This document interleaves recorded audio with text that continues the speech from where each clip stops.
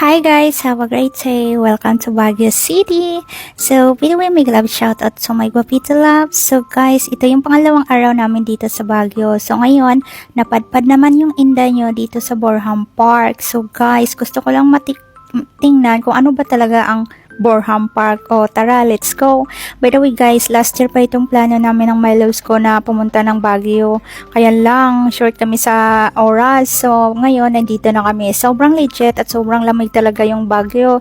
At nagustuhan ko talaga yung weather dito, lalo na yung my loves ko. Pero pagdating sa restaurants guys, last night, pumunta kami ng steakhouse guys. Sobrang na-disappointed kami kasi yung mga menu na ino-order namin is out of stock.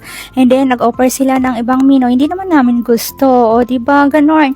Kasi mostly dito is parang Asian restaurant lang po. So, ganon. Walang mga Italian na maganda yung ganon. Alam niyo na yung mga social na restaurant.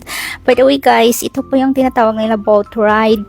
So, ang daming nag-alok sa akin na mag-boat ride. Sabi ko, ayaw ko kasi malit na yung oras ko sa pagpasyal-pasyal dito. Kasi, kanina kasing umaga is umuulan-ulan. So, ayan, hindi ako masyadong nakapasyal-pasyal.